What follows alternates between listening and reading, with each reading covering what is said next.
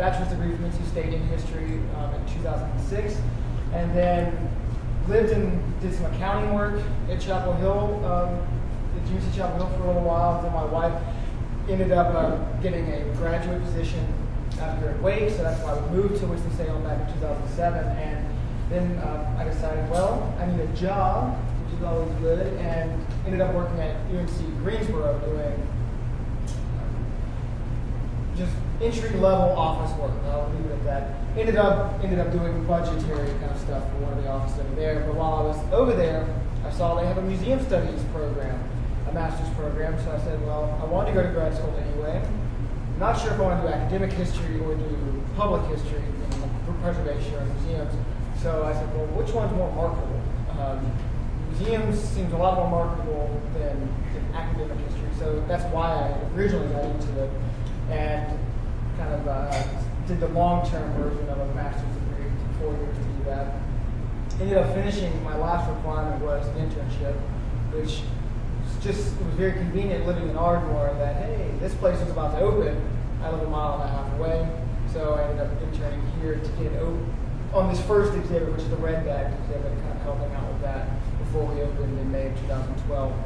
Then Catherine was brought on in October of that year, September of that year. Then she brought me on full time in October, so I've been here for coming up on 2 years. And the exhibit that I'm kind of going to be referencing most of today is the War at Home, exploring Winston and Salem during the Civil War, which is kind of a different type of perspective on the Civil War, but we'll get into that. So that's kind of my background. Yes. Well, I'm Eric Elliott. I came to Winston-Salem because my wife got a job with Wachovia. And in the conversations I was from grad school in the history and sociology of science at the University of Pennsylvania. I was trying to be an academic. And when we came here, they were starting an initial conversation about this very place. Frank Haynes was leading the group. And I threw off a few ideas because I had done some oral history work with chemists in Philadelphia and proposed something called a Bacall meeting, which later, in retrospect, meetings too Quaker and Bacall's just too old Salem to be anything about New Winston. But all the insights are very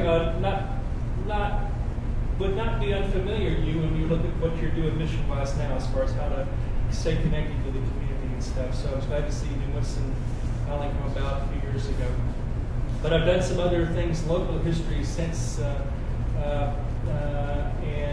you'll see some references to those in the book on the neighborhood that I live in. Did some tourism work, and the first project I did in this town was for the lobby of the Reynolds building, which is being sold tomorrow. Barry Miller was an archivist on this Winston Museum idea in 1993, and asked me to come in and go through. The Reynolds company has probably the second greatest collection of corporate advertising in America. After Coca-Cola, it's Reynolds. You've got these classic, Art Deco, 1920s, the whole camel campaign up, and then before then, of course, you got Prince Albert in and out of the can. And it's a lot of interesting things to work with and how to present that to get past both the legal department and the aesthetic eye of somebody. Oh, that looks interesting. So, done a couple things around. But we'll tell you more about this. But I'm glad that you asked us here today to talk about my latest project, which is the Brookstown. And I want to just mention real quick, I just got introduced to someone working in marketing here in town who just finished their master's thesis in history on American advertising and tobacco, looking at American tobacco in 1890 to 1910. So I'm trying to get her on board to do something on Reynolds. So, the War at Home, exploring Winston-Salem during the Civil War. It seemed at first kind of like a weird thing to do, Civil War for Winston-Salem, because it's something that nobody ever talks about locally. It's not part of our kind of shared memory or identity of what is this place. We know Salem, kind of Moravian foundations, tobacco, Reynolds, Haynes and textiles, but there's this kind of like gap in the 19th century that nobody talks about, which may lead a lot of people to think, well, nothing really happened here. So a little over about a year and a half ago, we started thinking, well, we need a new exhibit. What is that going to be? We knew that the sesquicentennial years of the Civil War were going on, and that it would be really interesting to try to do something, tell a story, a local story about the Civil War. So, like any historian might, I started with research. So I went. This is a picture from one of the few kind of comprehensive local history texts that's reciting the history of the county on the march, which the second edition of is much more thorough than the first. The first was done by Adelaide Fries, who was the archivist at the American Archives, daughter of, or granddaughter of kind of the Fries patriarch, and in a lot of ways glosses over, I don't say whitewashes, but glosses over a lot of the, I would think, more interesting aspects of that family history. Went to that, and then spent months in the North Carolina, moving around the library, looking at microfilm of all of the newspapers, the two newspapers here in town during the Civil War, politically very, very at odds with each other. I would call one MSNBC and one Fox News of today. It was just very polar opposite when it comes to philosophical kind of perspective. Western Sentinel was the capital D Democratic paper, so it was the very pro-secession, kind of glossed over any negative aspects of the war, at least southern kind of perspective on the war. And then the Salem newspaper was the People's Press, which was the Whig-ish paper. The Whig Party was no longer in existence, but that was that perspective. So it was much more harsh in opposition to secession, and it was even during the war, though it was pro-troops and pro-North Carolina, it was much more, I would say realistic, but I would say it was a little harsher on the Confederacy. So we went there, and then kind of the most obvious, I mean, these are the census records, 1860 and 1870 census records. So Civil War kind of happens in between those years. I'm looking at those records to kind of compare family names, who's doing what, who owns what, worth, from one decade to the next, with the Civil War kind of being a major event in between, to kind of get a sense of change. And these were kind of the easiest to get at of the three source materials I was looking at. The newspapers were by far the most helpful in trying to construct a story of what was everyday life like. Both weekly papers, we have almost every edition of both of them. But then came a time to actually delve a little deeper into archival research, because from these sources we had a lot of names, we had a lot of stories, but we didn't have a lot of good stuff on handwritten, juicy details.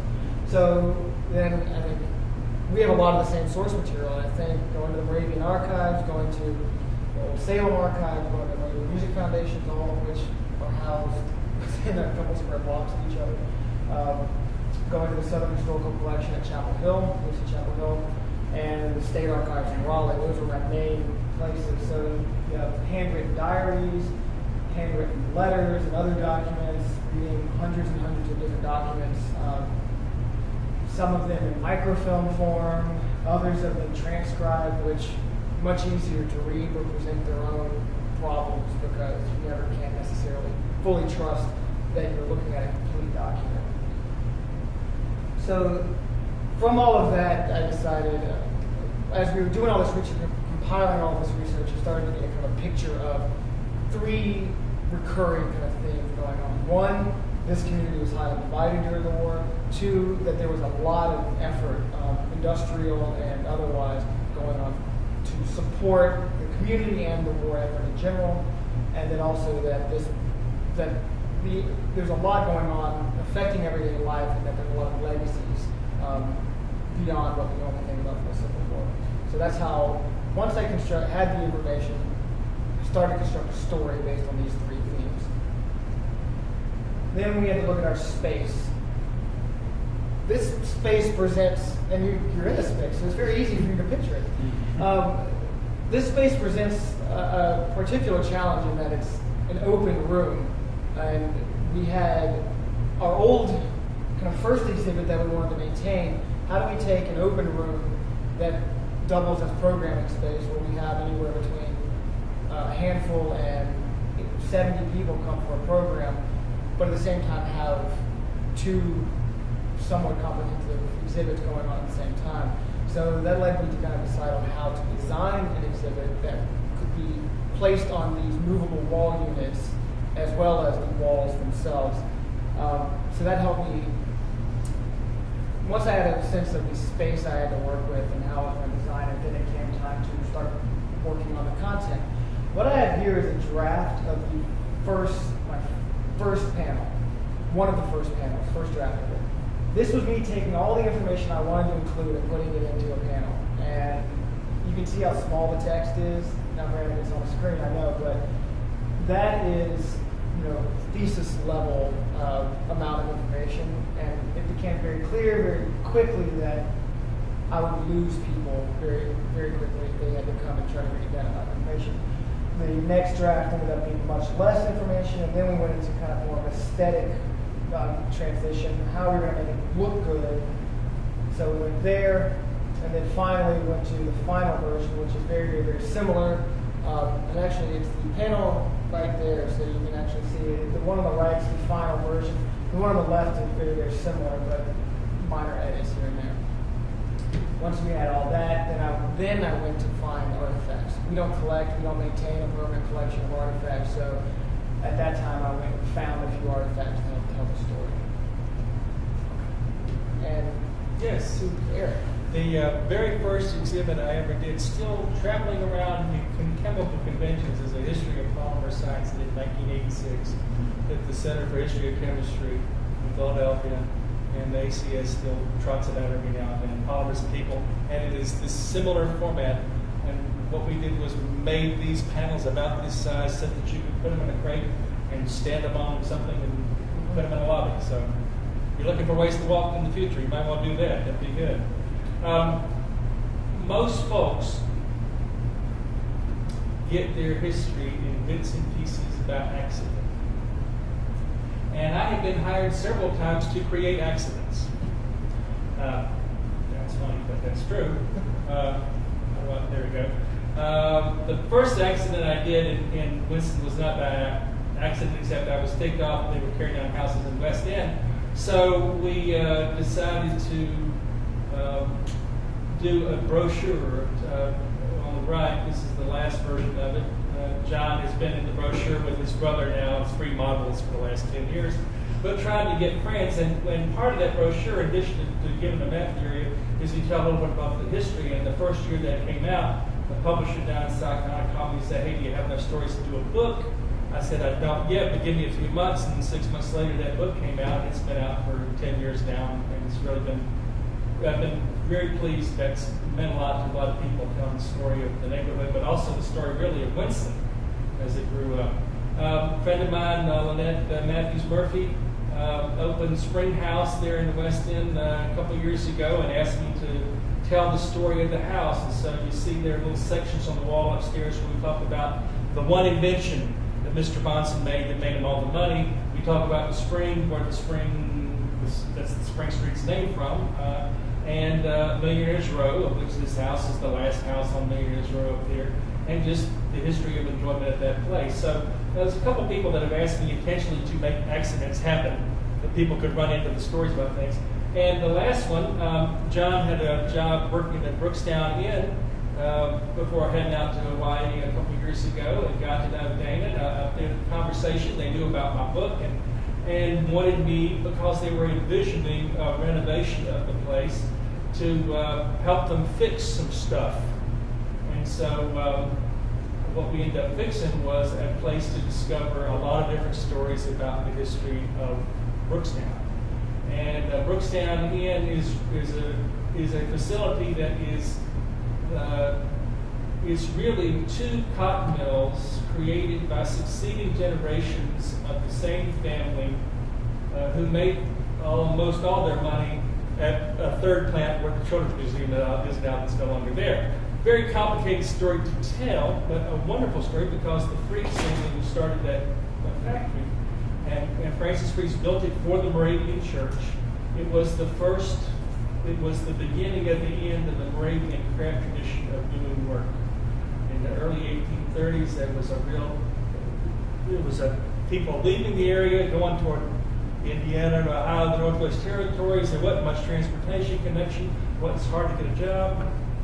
You were looking for something to do to keep young people occupied because they couldn't keep them in the apprentice system.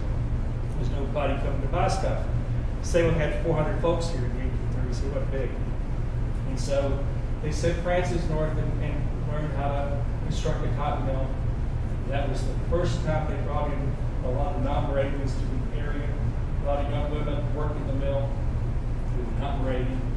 And so what this does is it's 28 feet on that wall, another 10 feet on another wall, which tells the story of that place. It's a lot about the Fries family. Upper left, there's A.C.W. Fries, the guy who was the first generation coming over here from Germany in 1810, I think it was. And then his son Francis on the, let's see, this doesn't quite go in, but the middle left. The middle one, yeah. That guy in the middle, Francis with the nice beard, he's the guy who was the entrepreneur who got the Salem cotton manufacturer started for the Moravians, and then went across the street and built a woolen factory. His brother down at the bottom, Henry, and then on the right with the three sons, John, Henry, and Francis, who's known by Colonel Fries, not to confuse the two, father and son. And that's a big family picture in the middle. But you see stories about all the different things that happened, not just at that factory, but the Fries family over several generations had lots of influence involved in the town. The upper left there is the cotton, there's the woolen factory across the street with the cotton factory in the background. In the middle top is the Wachovia Bank, which Colonel Fries helped start. It started the Wachovia Trust, which they merged with and became the expanded Wachovia Bank in the teens.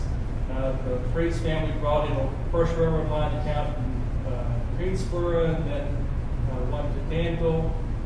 And then the bottom right, you see the Sam location where they helped connect electric power to the town. And John Fries's cotton manufacturing machine at the bottom left. In addition to the stuff, that's stuff that most folks, if they're local, they know the area. But we throw some other stuff just in case, because it's just a matter of discovery. You're going to walk in. I do not expect somebody to drop their luggage and go, oh my goodness, let me read everything about the thing there's no. But you want to find things that will be of visual interest. So why not a report card from Chapel Hill, 1867, that says John Fries knows what he's doing? Or the advertisement when Francis Fries ran for public office, his one and only time. And he won and got sick with pneumonia, never got cured afterwards, and ended up dying a couple years later. But you'll also find connections beyond the local. And one of the things that, we are blessed with all these heavy local sources, but sometimes we get too hyper-local and we don't realize the connections. And the Fries family is very interesting. If you look at Tompkins' book on the history of the textile industry in North Carolina, the three biggest pre-Civil War textile manufacturers is this guy, Edwin Holt, the guy in the middle on the left there, and his son is the bottom right. His son became governor, Thomas Holt. Holt was out of a town called Hall River, just to just to the west of Burlington, I guess it was Burlington. Yeah, that's on that side between Burlington and Chapel Hill. Holt made the first commercially successful textiles, you see the bottom left there, in the state. Made a bunch of money, and he traded with Francis Fries on going north to get equipment. So they had lots of connections there. You read about that. There's a check signed by Francis at the top. Always something interesting to look at. And then the other guy, in addition to the Holts and the Frieses, is Moorhead, John Motley. Well, not John Motley Moorhead, but John Moorhead. And John Motley's the guy who I graciously accepted a check from and went to Chapel Hill on. John Motley started Union Carbide. And the Moorhead family was key in developing transportation connections. You'll see that big arc there in the middle. Basically parallels where I-85 goes now. That crescent has a long history in North Carolina. It was the connection between Raleigh and Charlotte. And there was not a railroad connection. That railroad wasn't built in the 1850s, thanks to Governor Moorhead. But Fries, being an enterprising guy, was on the board of that, was connected, and connected that plank road that went from High Point up. So you can see a little bit about that. Plank road that the Moravians were so enthralled with, they said, please do not build it through Winston-Salem or through Salem because it would disturb Sunday services. So when the Freeze had all this money, they had to build it around and Salem to come to the backside of the Freeze factory. So, lots of stuff on the wall about other enterprises with the freezes, like building mills in Applebee and Barnett. Stuff about the workers that worked there, where they lived, how much they made. All little tidbits. I'm a guy who likes maps. If you like maps, this is the way that the whole complex looked in 1890. If you're familiar with the Brookstown Inn, the parking lot in the back for many years was that large pool of water that you see on the bottom left. That was a reservoir to hold the water in case it was also for steam, but also it's a fire prevention. They always worried about fire when you had a steam powered plant. They did have one small explosion in the 1840s in that plant, but it never did burn. But that was a big fear of things. So, that was for me a chance to show some known things about the town and some unknown things about the town. And Freeze is a name that should be known by everybody in town. They know Reynolds and Haynes, but not everybody knows Freeze. In fact, a lot of people know Freeze would look at it and say it's fries. The joke in the town of Freeze, Virginia, named because it was a freeze bill, was it's freeze in the winter, it's only fries in the summer. But that's what it is. Well, that's interesting because I didn't even know you were going to be working on this when we were working on this exhibit. The Freeze name pops up as probably the most significant single person in telling the Civil War story here, too. I guess, do you want to just go ahead and get into the questions, or do you want to?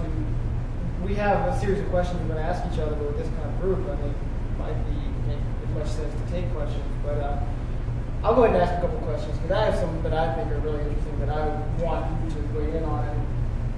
Well, give me an excuse to talk and show these other ones in the background. Yeah, okay, that sounds good. Let's say we don't. Does everybody need a refill on the drinks if you're going to be here? Because I don't want to run this with this small group. I don't want to use your time here. No, that's fine. Yeah. Okay. So, go ahead. Okay. What I was going to ask is, I work in an institution, a museum, so we have our own ways of being approached or deciding on how to do a certain project or exhibit. But as I guess you're probably a freelance exhibit creator, how were you approached to do this? And you mentioned a little bit that how you got into it, but when they came to you and said, "Will you do this?" They were not thinking the wall. Okay. That's usually what happens is they say, "We have this hole, fill it." The hole this is Dana Bryson, who runs the place up there on the left. The hole they originally had was upstairs. Have you ever been upstairs, the fourth floor of the Brookstown Inn? They had this unfinished plaster wall with some graffiti on it, which a ghost lives up there. It was a girls' dormitory. There's a lot of stories about it. As a historian, every one of them I go, So I didn't put any underpinnings to any of those stories other than to say that there was never a dormitory up there. There were dormitories when people lived there across the street, but folks get up in the attic all for the kids. but all she wanted was to fill a dark corridor, like in the middle of the bottom there, that had 3 spaces and then a corner. And I said, well, we can put some stuff up. I know some pictures. I know about all these resources around here. But it's hot. It's dark. You got to hike up and see it. You want to spend the money. And then I showed her what kind of things she could tell about. And the other thing she said is that, I got all these pictures of old-looking, fancy people around the place. And the one she had, the biggest picture on the left, she had underneath it in that plaque. It was a description of Colonel Freeze. And she said, this is Colonel Freeze. Now, on the right is Colonel Freeze. Now, I want you to tell me how the left and the right guy are the same guy. The fact is, they're not. So that was a quick conversation. I said, well, if you're going to call yourself a historic place, you at least ought to be right in what you're saying, or just shut up. Because you can just shut up and it'd be historic. People love just the look of it. But so that gave us. When I looked at it, there was about 4 different things in the walls that we sort of split it into 4 sections when we moved it downstairs. Top left is we talked about the workers and the work that went on there. I have grandparents on both sides that were textile workers, so it was important to me to tell the story not just of the folks who ran the place, but the kind of work they did there. It's kind of cool. A lot of folks in the South have textile relatives, and textile industry is gone, so it's not you don't automatically know a golfer from a carpenter, right? In the middle tree, one of the ideas that she said we got to do is that my mother's an artist. I want to have her do a family tree. Okay, family tree's about to freeze in the middle. On the right of the tree, we did a little something about the technology, being a past in history, science, and technology, about the equipment and the way the building itself was used, because the building, the main place you check in at Brookstown was for a good chunk of the 19th century a flour mill. It stopped being after the Moravians came, that it became a flour mill. And then it became back to part of the textile mill. So, and then the last part around the desk is the role of the building and the Freeze family in the community. So we sort of set it up that way. So who was the guy in the painting? Who was the guy in the painting? Who knows? There are if you go to, you know, it's probably just antique clip art. You think it's looked over from the restaurant?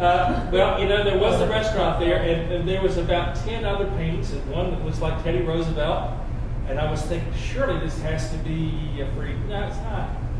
They're just filler pictures, and you know, you can get all sorts of. You can pick a Courier and Eyes filler. You can pick business type fillers. It was filler for the space. It wasn't that old. That thing. No, the painting wasn't. Well, I went in and talked to them probably about the time you were working on this. It was probably after you had that conversation with Dana about that painting. And I was talking to a couple of the other employees there because I've been doing research for this. And then they were telling me, oh, there's a picture of Colonel Freeze. I'm like, no, it's not. I mean, the clothing is before it's his an time. 1840s outfit, The and last then guy. he's much older, and this man's not attractive. Colonel Freeze was an attractive man. I mean, you get beautiful hair. This You guy have it here, and I put this up because the easiest thing to show that you can feel good about is something that has the date on it, like here at the left. I went to there's only 4 newspapers before 1840 in North Carolina State. The closest one to here was the Carolina Watchman out of Salisbury. And that's where this ad appeared in 1838 January. It's the ad that announced the opening of the Salem mill. And the crazy thing about dates, everybody must have a date. The sign on the front of the historic marker says 1836 is when it was opened. Well, that's when they started putting the bricks together. They didn't really open it for business until 1837, and really that was with the locals, but it wasn't until 1838 that they started. Okay, so it started in 1836 and started making some things. But that is a fixed date, and you can read the story and read about it as if you were reading it. The thing on the right is something that they gave to all the employees with a list of very interesting, very harsh rules and regulations for everybody who worked there in 1838. So it's you don't have to explain a lot, just let it show. And you've got a number of things here that there's really self-authenticating. Right, yeah, I love when you said that word, self-authenticating. Well, when we decided to do a Civil War story, the first thing that, being in the South, telling the story about industry and the Civil War, you know that you can't tell a comprehensive, cohesive story without mentioning enslaved people. And there was always the potential of controversy. And I don't think that's necessarily a bad thing. I think it would be a good thing to invite a little bit of controversy as long as you're doing it in an authentic and very defensible way, and not being provocative for the sake of being provocative. But one way we wanted to get around being blamed for stories or ideas that people didn't agree with was, take ourselves out of it. I mean, I think in the exhibit it's fairly obvious when the museum is talking, and then there's plenty of things, newspaper articles, quotations, and other such letters where we put it in the words of the people at that time, so you contextualize it so that if you have a problem or if you have a reaction, whatever that reaction may be, to the material, you're having that reaction with a contextual piece. You're not having that reaction to a 21st century interpreter. So in some ways it is us removing responsibility, but it's also a way of telling a very accurate story without taking on that responsibility. You are there because you have framed it in a certain way. You have. I mean, I can tell you about the horrors of the Civil War, but I would probably choose not to show you somebody's guts hanging out. Sure. I Right. probably tell you that. I'm taking responsibility in how I present that information. I had the same issues with slavery, how to present it, for different reasons, because I'm in a hotel welcoming guests. How much do I want to talk about slavery and the Civil War in a hotel? Well, we'll see. You talked about with the same old things. As far as we were blessed here to have Moravian Archives, the County Public Library photo collection, the Old Salem collection. But was there some unusual things, sources you had to use for outside of this, and was there a strange story you found that you didn't expect to do with this? Yeah, a lot of the exhibit, at least one whole section of the exhibit, is on division within the community, so a divided community. And I mean, to be fair, I could have done the entire exhibit on division within this community, starting really in the early 19th century and going up through the Civil War. The Civil War was not the reason for a lot of division within the community. It just helped exacerbate what was already there. So I was a bit surprised to see the level of anti-Confederate and in some places pro-Union activism here in Forsyth County and specifically in Salem. But I think that the oddest source I came across was going over to the St. Philip's Heritage Center at Old Salem, which you may know is part of Old Salem, but in many ways their mission is apart from Old Salem because it's telling a story that goes up through an interpretive time past when the institution of Old Salem tells their story. So I was talking to them over there, and one of their researchers brought out this document. It's a copy of what is a document that is is laid in the post or the foundation of what becomes the St. Philip's Church. It was called the African-American Church, which was constructed or opened in August of 1861. So just a few months after the war started here, you have this Moravian church, a large brick Moravian church built for the African-American population of Salem. But within the cornerstone of the church is laid this document that lists the Southern Province, the Moravian Church, the bishop, all the clergy, but it also lists governmental officials for the government of North Carolina and of the nation. And they actually list North Carolina being part of the Confederate States of America. They list Jefferson Davis and his cabinet. Well, on the surface, that may make a lot of sense. I just thought, well, that's a really cool type of source. But upon further research, it seemed like this was actually a point of contention within the Moravian community, because this is actually a time when the church is, in writing, taking a side in a war. Up until this point, up until really the end of 1860, or beginning of 1861, Moravians have been pacifists. It was part of their teachings. They paid double and triple taxes to avoid fighting or sending troops to the Revolutionary War and the War of 1812. So when you have men volunteering for war, that in a traditionally pacifist community, that causes a lot of division. And then once you have a document signed by the clergy of, or in all essence, the government of the community, putting that in such a permanent way, it was kind of interesting to see something so concrete that represented this kind of division that was long coming, but really manifested in 1861. Neither you nor I address it, but when I think about that, there's an evolution in this county in the 1850s. They dropped German as the official language. Yeah. They do not want to be seen as different. Maybe they already know they're going suspicious because most of the leaders went north for school, freeze. They went to a little called Nazareth Halls where they went for education up in Pennsylvania with the Moravian communities up there. So there's this network of north-south that's been going on as long as the Moravians have been here. And you're getting ready to have this tension between the north and south. And maybe there's in addition to, I know there's some references to the grandkids in the Freeze family. They can't understand grandpa and grandma because they do speak German and they don't know enough German to talk to grandma and grandpa anymore. But there may be a decision being made not to be seen so much as other when things are getting tense. Yeah, that makes sense. Yeah. Next exhibit. Oh, yeah. So, as historians that create for the public, one of the biggest challenges is to kind of present the past in a way that is kind of both approachable but not simplified to the point of being kind of a caricature of the history. But how do you address that? It's hard when you or I or others who know a lot of details know where it's a caricature, and most folks never will. So you can cheat. You can pretend you're in Applebee's.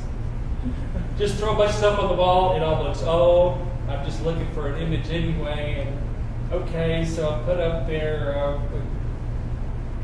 things that historically don't go together, and you and I have but you can punt, and I can especially punt, not in the museum context. So I was very, very appreciative that Dana let me linger on things. You talk about limitations. The guys that I write about, the Freeze family, made their money making something which after the war was called Salem jeans. That's not what it was called before the war. During the war, it was the Confederate uniform. Mm-hmm. That jeans cloth, they made the Confederate uniform there, and they made it on these. It was a cotton warp on a woolen lift, and 2-to-1, and so Freeze, who was already started in the woolen business, and adds cotton capacity, and he's able to do this jeans cloth, and it takes off, and it's so sturdy and durable. I'm going to skip over to here. In the middle, you see some of his first. The left is his first advertising for wool, and the middle is when he's getting going, and it's called. At the bottom, you see this that we sell good quality jeans, linseys, and Negro cloths. Well, his bestseller was the Negro cloth. It was the sturdiest because it was built for the rigors of working out in the field of slavery. And the family history talks about what a great success Negro cloth was. And that became, it's a wonderful irony of history, the Confederate uniform. But that's just too much of a story for me to tell on a wall when I say, welcome to Winston-Salem, Brookstown Inn. Yeah. But I want to say something about it. So I picked the thing on the right where he's saying after his first years of starting his business, please try me again because I messed up last year. I'll do better this year if you give me your business. It's a funny ad. It's the same business. It's honest. It's just not the full Monty. I'm just telling you something about the business. Now, Old Salem does something different. And when I saw what Old Salem does, if you look at Freeze, who's a big guy in the 19th century, there is an exhibit right behind the auditorium where the organ is over there. And it has two pictures, one of Freeze, and on the right you see this gentleman, Wesley Freeze, both of these guys in suits. One slave. Now, on the right, to give you the real background, this is where I think they punted. That's a picture from about 1930, because the guy was only 9 when the Civil War ended. He never was a slave. He was born into slavery, but he didn't work for him. And they put that up there as the representative. And there's a story about how nice they were and let him drive the Model T. And I showed this to one of the staff at the hotel. I said, what do you think about me putting that picture up there to talk about slavery? She says, that's not right. And she's right. That's not right. And what she meant is it's a caricature. It reduces all that. Now, I don't want to get into that. So what I did was I just told the story. And I'll leave it up here, let you read it. Won't go through it. Maybe go to. I just told in the middle panel that Freeze challenged the Moravian Church. Moravians limited slaves to 1 or 2 per household, domestic use only. And he said, by God, if they're legal, we ought to be making money using slavery. That's our advantage against all of our competitors. And within 10 years, he had 2/3 of his staff of 60 were slaves. Now, yes, you'll read stories about where he took them to the circus, or he gave them some money to spend money. Well, if you don't have enough money to buy your freedom, you're not giving money, okay? And taking the circus sounds nice, but we all know that's how you don't even want to go there. So all I did was just say he got the Moravians to change the rules. He made a ton of money, and his products before the Civil War were from New York to Texas. A booming business, but he used slaves. And I put it right there in words. I don't throw it to you in a picture Because a picture to me would be a caricature. Whatever I use, it would either be too harsh or too soft, and it certainly isn't nuanced enough. So I just told you what happened. And I was so worried that she was going to say, we don't need to question that. But it was important with a lot of her guests being African Americans. You think about the Black Theater Festival and them, you've got to be honest about that. In fact, how we talked about the pictures that were there about the African experience. You see the upper left, that's one of them, is in the textile industry was segregated after the Civil War. Before the Civil War, you had young unmarried women working in the Moravian plant and other textile plants. After the Civil War, you had a bunch of poor white families who worked, and the workforce was almost all white. A lot of kids worked in the mill, which is also not looked at well today. But the black population was either working growing cotton or baling. You can see this very Jim Crow photo that's in our public library of blacks riding a load of cotton bales from the train station up to the freeze factory. Well, that is a picture that's in there, but I didn't want that to be the only image of African Americans on that wall. So we put up there, with no relation to the freeze plant, the guy on the upper right, William Coleman, who was the only black owner of a cotton mill, and that's in Concord, North Carolina. And the hope is nowadays everybody's got a cell phone. You read that name, and if I say something about him and you find him interest, you'll Google him, and immediately you'll learn about something because you stop to look at that in the wall. Bottom left, the Freeze family, Henry Freeze, the 3-time mayor of Salem, was chair of the board of trustees of Winston-Salem State for 50 years. So we put up Winston-Salem State residents. They have a picture there. And we got some folks working, building the railroad connection to the south.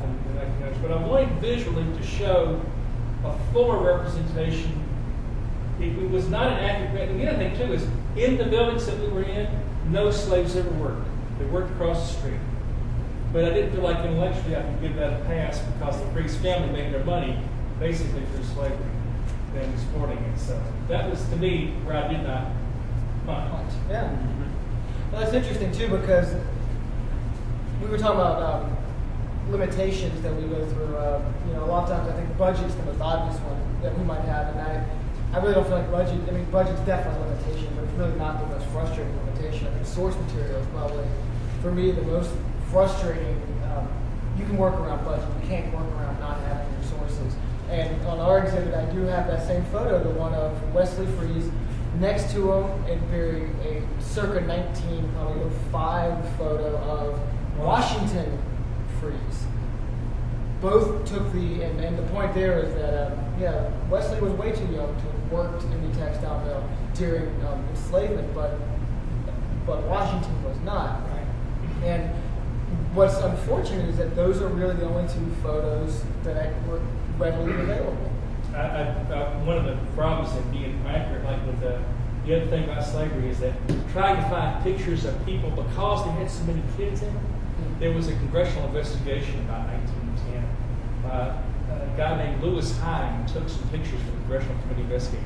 They're beautiful pictures. You see the bottom left, this woman in Cherryville. The bottom right is a Freeze factory up in Freeze, Virginia, with all of these kids working. And they were documenting the abuse. And said this child labor laws came out of investigating manufacturers like Freeze. Well, I haven't worked at the Reynolds place and see what lawyers can do to an archive. I'm sure every picture of kids working inside were scrubbed because there's very few pictures of people working in the Freeze mills. There's one picture I got in the library that has them standing outside in a panorama picture like a lot of folks did in front of the factories. But I used some other pictures of other neighboring mills. The one that's got the little kid up in the upper left, that's from the wool factory. It's a cute little boy sleeping on the fence. That's one of the few that actually has people who work at the factory. But trying to visually convey that information is tough. Yeah, I think if you don't have, with a lack of sources, it doesn't matter how good of a grasp of the story you have, if you don't have some sort of source material, visual to help, in the case of slaves or even children, to humanize it, you can kind of fall flat. And I think that's probably one limitation of this exhibit. It tried very hard to humanize and say these are people that were working and they made the industry during the Civil War. But two images. But you are free, are you not, here in that when I hear the word museum, and probably for you, you think of it's the place with some stuff in it. This museum is free to have whatever stuff in it it wants because it doesn't have to keep stuff. We do not have a permanent, we do not maintain a permanent collection, evidenced by the fact the only thing that we've had here for more than the run of this one exhibit is this piece of the building, which is on loan from the Wachovia, Preserve Historical Society, rather. Yeah, I think not having I think a lot of times, a lot of museums who maintain large permanent collections, they say, ooh, what do we have that we like? Let's do an exhibit on it. And then they end up using what they have to piece together a story, and sometimes it's done well. I mean, I give a lot of credit to curators that are able to put together a story when they start with the representations of the story as close as the story itself. So we were free to start with the story, to figure out what is the material, what is the evidence that we have, really start with an academic approach and figure out what that story is, finalize the content, and then at that point go to where we knew there were artifacts.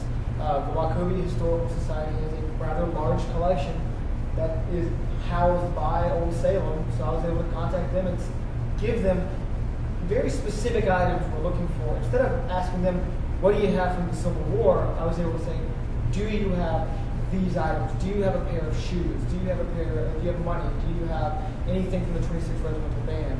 That way we knew that with what they had, which there's a limitation there too, but with whatever we asked for, we knew that we could be inserted into the exhibit and actually add to and not be a distraction or in some way tangential to the actual story being told. So there's a lot of freedom in that. And you get to put story first. Exactly. And I think getting back to kind of this whole not having a caricature, not telling a kind of oddly positioned story on any, especially controversial subject, by starting a story and placing it in context, we're able to be nuanced and not tell a caricature. If you are in some way pressured or feel obligated to include a bunch of stuff, it can really skew the story you're telling because space is another limitation. You only have a certain amount of time and space to do something.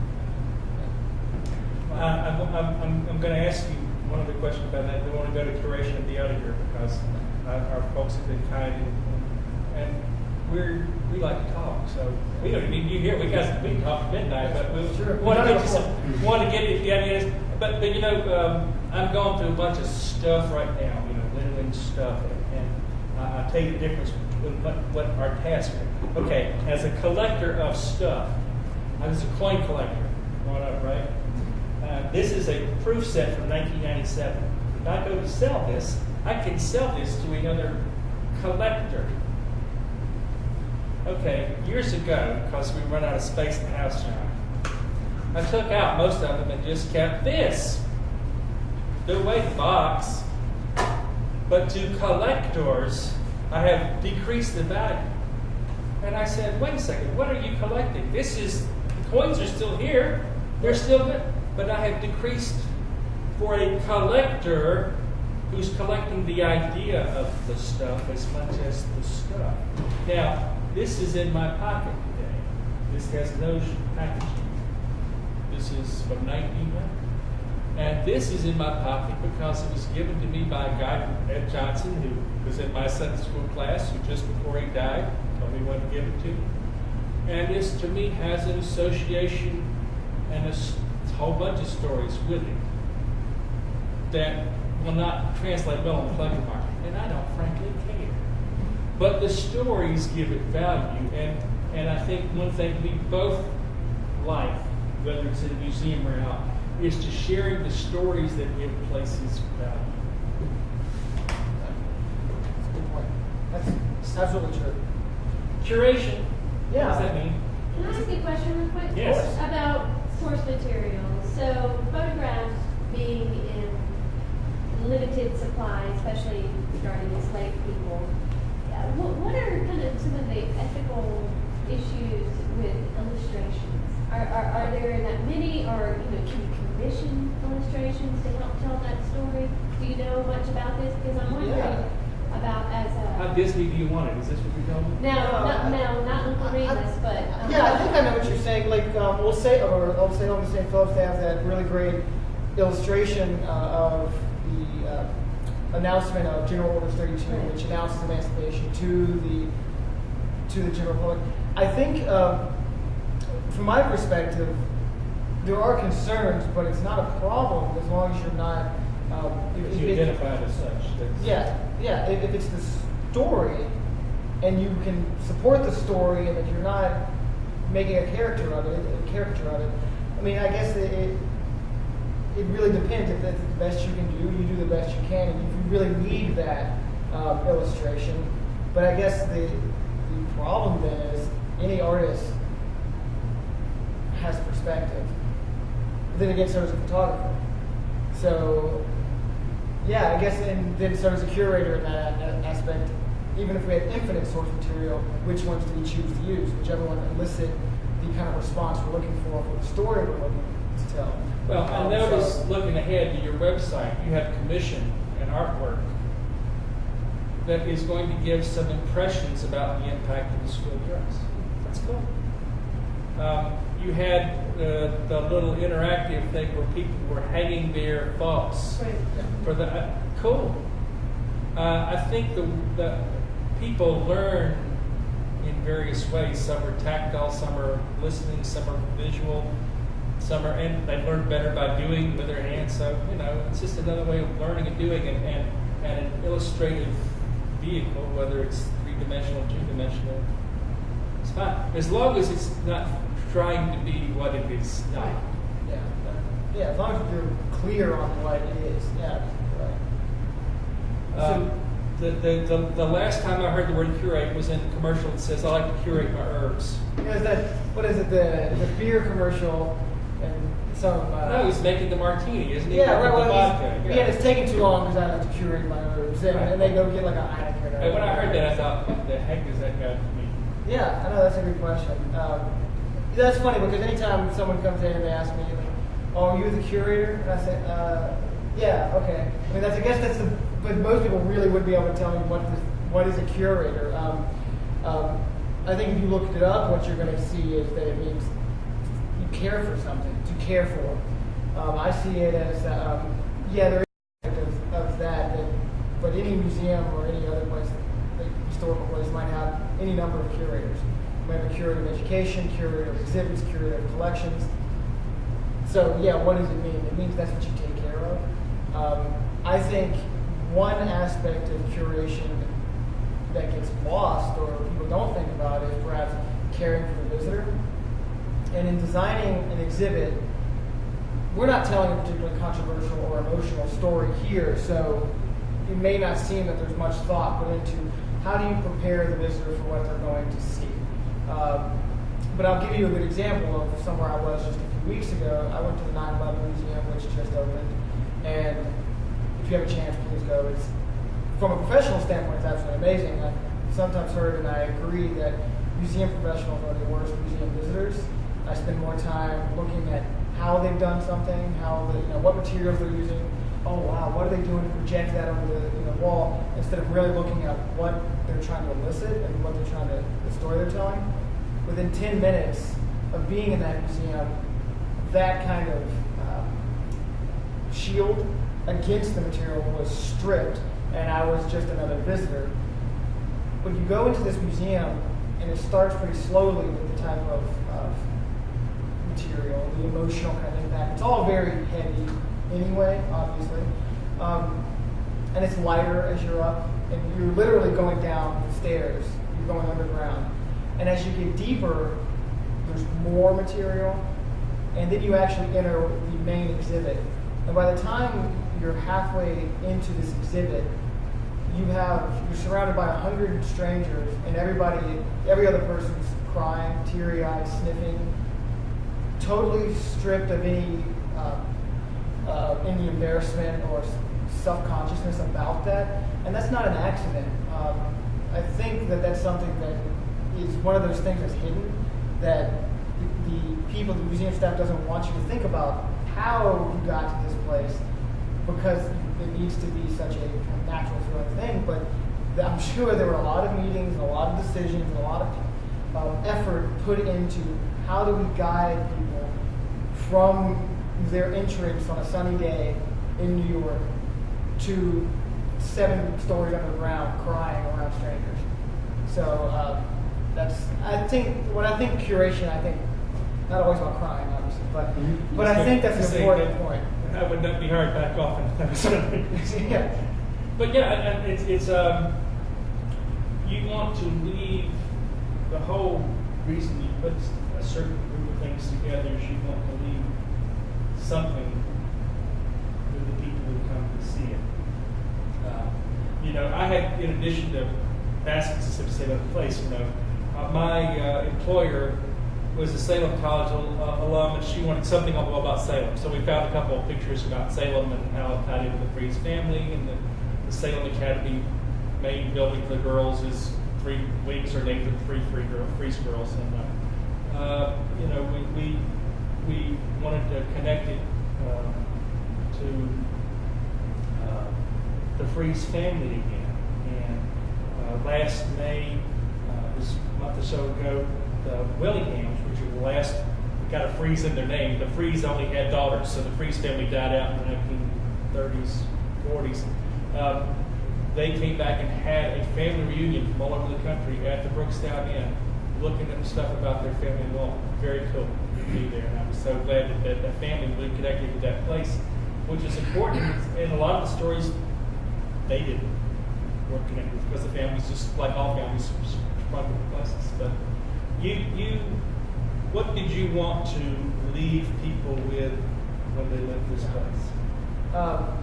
Ultimately, with a better understanding of the entire community, I think that when we talk about Winston-Salem as a community, there's what everybody kind of is inundated with, and where all our street names are named Haynes or Reynolds. So many buildings are named the Haynes or Reynolds. The store we know the tobacco and textile story, and we know the old Salem story to some degree, varying degrees. But there's this period of time, and the Civil War happens to be right in the middle of this, that I think really plugs the gap and really explains how do we get from small church town to industrial powerhouse. And beyond that, the Civil War is always told in such a kind of a dualistic way. It's North versus South. It's slaves versus abolitionists. It's always one or the other.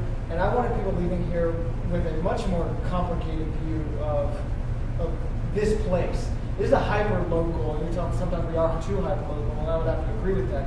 But the point of this exhibit was to tell a very, very, very local story.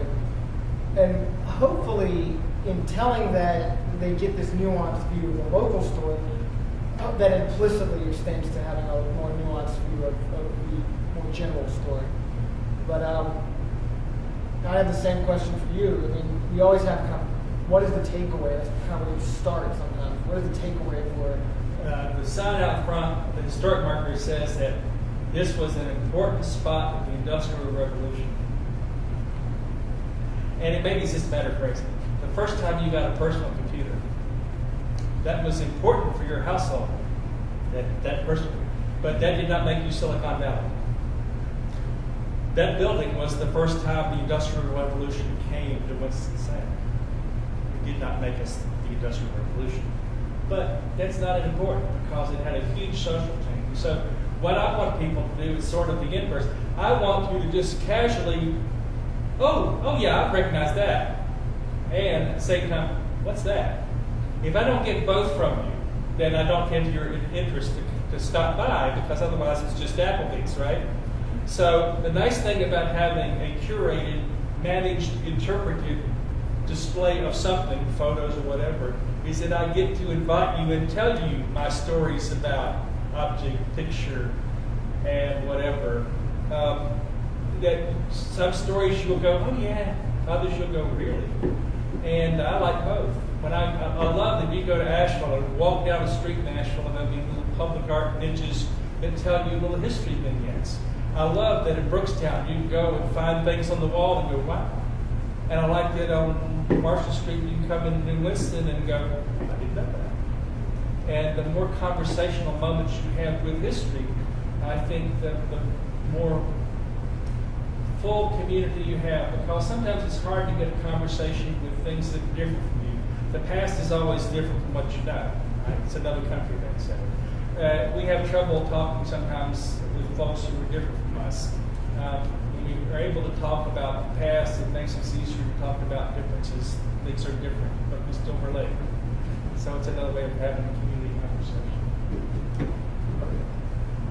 Well, we have filled up an hour. We did not go early. I am so sorry about that. But I appreciate your attention and interest. I have up here, if you haven't been to Brookstown, the text of the exhibit, the pictures are all over there. You can go look at it. But if you got any questions, would you glad to answer? If there are any specific questions you came with, I'd be happy to answer or address them. I have a question about the wall of graffiti up in the mill. So I've heard various things. How old are some of those old graffiti marks? Amazingly, to my folks who are related to me, occasionally I will have to say, I don't know.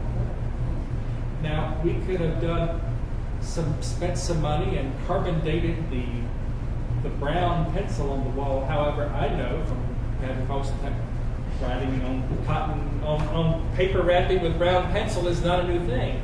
And judging from the hairstyle of the girl, what I did find up there is I put a picture that was in Old Salem of some little girl in a mill house on South Side, not right there, but it's another freeze mill, in her hair in a bun, just like the two little girls on the wall. I just make a suggestion. I said, this little girls at play, like what you'll see upstairs. I'd make them take down the reference to there was a dormitory there, because there was not even a fourth floor till 1890. So if I was going to date the writing on the wall, I'd say 1890 and after. That would be my guess, not before, because I just don't think you would have had. There were kids who were in that place, but I just think there've been too many changes to that place. It hadn't been 1890. I got a payback question on that one. Okay, so like I said, I was working there, and that's like the story that I was always told about. I think I at some point said I would start telling people that it just came alive at night, but that was a different thing. But so like, it depended on what you were drinking. Yeah, right. So I mean, one of the employees there who had been working at the hotel, like open pretty much, said that that's just like the story that she had known the entire time she worked there, and that's the thing that they've been telling guests all the time. But the thing is that even if that's like not accurate and that's a misinterpretation, isn't the fact that like thousands and thousands of people have come through that hotel and know that as a story, isn't reporting that misinterpretation somehow like important too in some way? Perhaps to the marketing department, but it should be important to me as a historian. It's a different perspective, I think. Yeah. I didn't go out of my way to debunk it.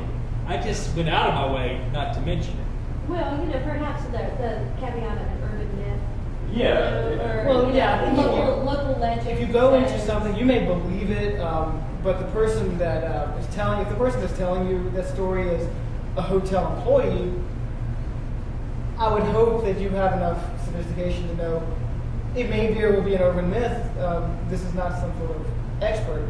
The difference would be as a historian or when someone comes into a museum, you do see that even in historic-sized museums where staff members will carry on kind of urban myth type things for which we do not have evidence.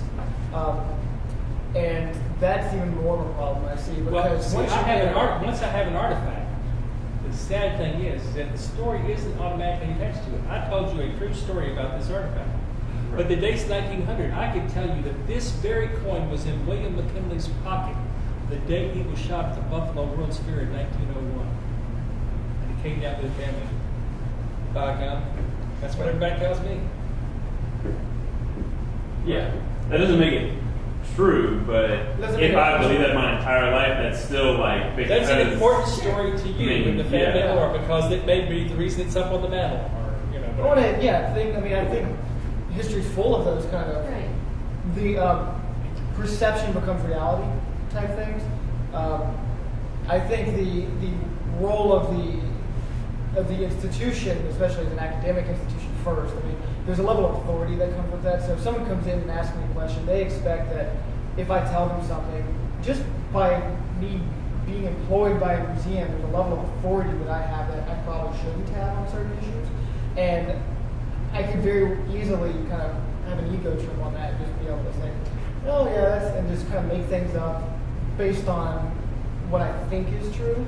But there are cases where historians document those things that aren't true because if they cause real things to happen. Oh, yeah. If people are out and Salem witch trials being one of them, whether or not those people were witches, it caused things to happen, right?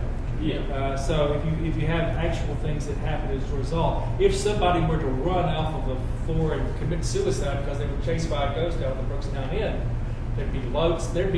You would never end the story of the ghost of the Brookstown Inn because it caused an actual thing to happen that was memorable. Yeah. Well, I guess that's what I'm saying. I mean, it's like, the perception of anything is important too. Yeah. Any document you have is, it's epiphenomenal. It's a representation of somebody's belief or like I or knew you would something. get one word in bigger than I could say. Yeah. I mean, it's representations of when a lot of what you're talking about is people's perceptions at the time and their beliefs. But what you have is what people write about their beliefs. Epistemologically speaking, you're right. Yeah. There is epiphenomenal. Yeah. No, I mean it's the kind of thing you have these. I guess what I'm saying is how do you like navigate that when you're using like people's documents talking about their beliefs on things. You could talk about like in like the 60s and 70s in the South, a lot of politicians were very pro-segregation, and they personally may have not really held those beliefs so much as they needed to get ahead politically. Now you're entering into the realm of physics, and the parameter I'm thinking of is simply time. If you and I have the time, we can discuss that. But when I'm trying to get you in a caption that this long, picture, an artifact, I can only tell you enough. Now, the interesting thing, and I was thinking about this because there's several of those. I was talking about Mr. Coleman. There's several things that I alluded to, and some I'm sure that are here, that, you've seen these, let's go to the QC codes and link to something. Yeah. You could do that, so for more information on Mr. Coleman, or there's a reference to a big issue in the 1860 election that caused more people to vote for governor in North Carolina than for president, which has got to say something, given as previous president was they were deciding whether or not to tax as property ad valorem slaves. And the slave owners, of course, said no, because they didn't want to pay more money, but everybody else said it's like the 1%. Well, the 1% the only ones that had the slaveholders, slaves, why shouldn't they pay more? So that was a big political issue. It's way too much in the weeds for me to talk about like here, but it was an interesting thing I found out about, and I would have loved to have said, oh yeah, look here, this is an interesting thing to talk about politics in a very, you could do it in a 1% way, because it's very a 1% issue. Only the 1% had this problem, so why shouldn't they pay the tax? I guess one thing you're getting at there is the trustworthiness of sources. Yeah, that's part of it. Yeah, right. I mean, and to what degree are we believing what we see or what we read, regardless of the fact that it's old makes it, or from the time makes it more trustworthy than something written by someone else about that? That's a valid question. I think that is something that every historian has to look at. I think that's why a variety of sources is important.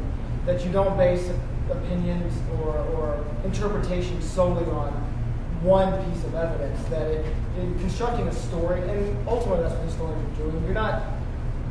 I'm fully prepared to admit that historians construct stories based on opinions. But it's an informed opinion, it's a nuanced opinion, and it's hopefully one that has been guided not upon personal bias, though that's questionable too. How can you really remove yourself from that? So by looking for as many sources as possible and trying to construct a whole story, and if you have this one source that seems really great, it's the only thing you can see that tells this part of the story, and it fits with the rest of the story you're telling, then I would say you're probably justified in saying that. I will just say for sources as a last historical comment. A historian loves primary sources because they're unfiltered. A lot of Winston-Salem history was traced to We did so much. But it's very breezy chatty. And there's a whole lot of breezy chatty in Winston-Salem history. Not lots. We got the primary source, two of the best academic analysis of Winston-Salem and the freeze and the transition we're talking about. One by Michael Shirley came out in '97 from Congregational Town to Industrial City. It's about the building of the Salem factory. A good source of information that was a basis for my stuff. And a book called Confederate Industry, Manufacturers and Quartermasters in the Civil War that just came out from the University of Mississippi Press by Harold Wilson. So there are some folks who are looking at the primary sources that will help us tell a more casual story, but our casual stories need to be grounded in those primary source materials. Agreed.